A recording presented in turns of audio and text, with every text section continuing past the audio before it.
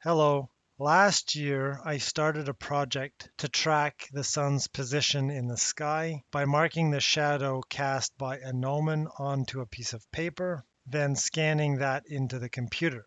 And I already went through this briefly in this video. In that video, I was talking more about the build, the gnomon itself, how I took the readings, the problems that I encountered, and to make the CAD files available to anybody who wanted them. In this video, I'd like to talk about the math that I've done.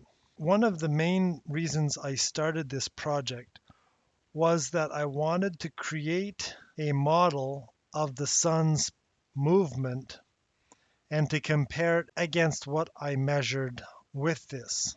At the start, I wanted to do the math myself, but then I quickly gave up. I just found these Wikipedia pages. So then I took the formulas that were in here and I put them in a spreadsheet. And by the way, this is also a good resource to have. NOAA Solar Calculations. It's a spreadsheet put out by NOAA.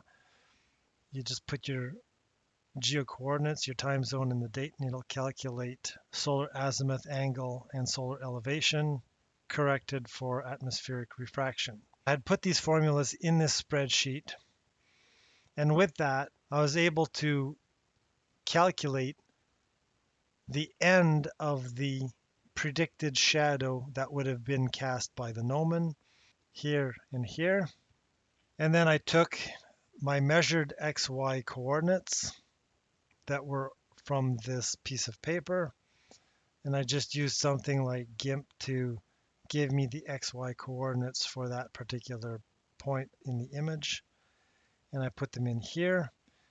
I also had a formula to rotate the image if it wasn't lined up perfectly straight due north.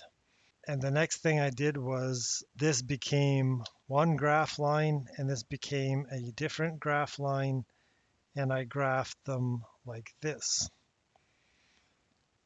Once I had my predicted coordinates and my measured coordinates, I was able to compare the two side by side. And as you can see, they were fairly close to each other. June 7th had a little bit of a problem up here. I still have to investigate. June 22nd was slightly off in a couple of spots, and September 13th was pretty close at the beginning and sort of tapered off at the end just slightly. But this was enough to tell me that the formulas are correct and are able to properly predict where the sun should be in the sky. At this point, I'd like to use something that I'm familiar with, OpenSCAD, and to show a 3D rendered model of what I've done. So the values for the vernal equinox are calculated because I didn't have the vernal equinox. These are the measured first day results. So these figures come from here. These generated these. Then for the second day, I also included the predicted values. And then I also generated a set of values for December 27th of 2019. This would have been about 3 weeks ago. So the first two numbers indicate the position on this rendering of a clipboard. So this point, so on and so forth, would be the position on the clipboard where the end of the shadow would have fallen. This one would represent the altitude, and this one would represent a slightly modified zenith, where 0 is directly south, pointing towards the gnomon. So as you can see, this looks very similar to what I put down here. These lines represent the line of sight through the gnomon to the sun.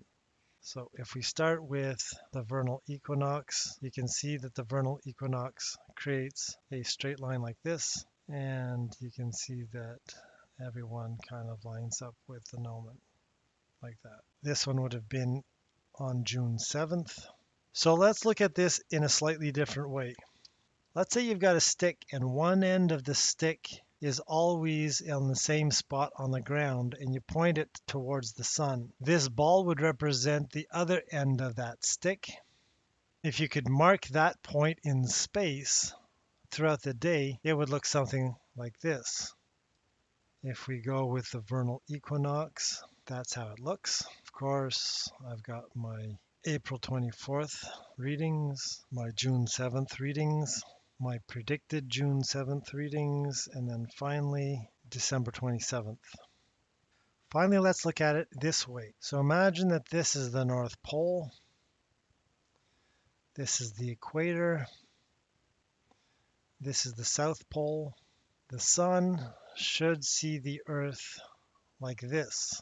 And what I've done was I've set it up so that I could rotate the Earth on its axis, minus 60 degrees. That's where I would have been something like 8 o'clock in the morning, minus 45. That's where I would have been later in the morning, 2 hours before local solar noon, 1 hour before local solar noon. That would have been local solar noon, and you get the idea. There's the next one, and the next, and so on, and so on. Let's try the vernal equinox. That's kind of how it should have looked. Okay, there's the vernal equinox. It wasn't exactly at local solar noon when I took this reading, but let's move through the hours. There's that one, and the next.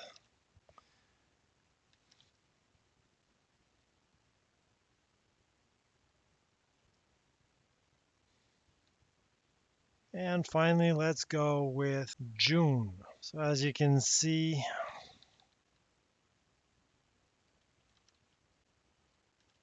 this one looks very much like the others.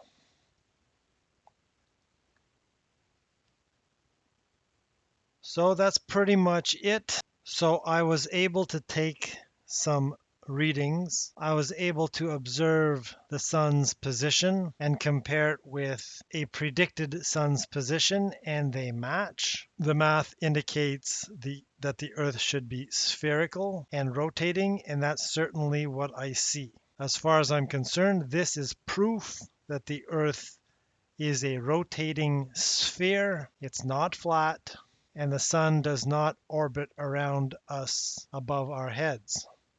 I'll leave a link to these two Wikipedia pages in the description, and I'll see if I can find a link for the NOAA solar calculations spreadsheet. This is also very good. I'm not going to cover it in much more detail than that. If you like this video, don't forget to feed the YouTube algorithm troll.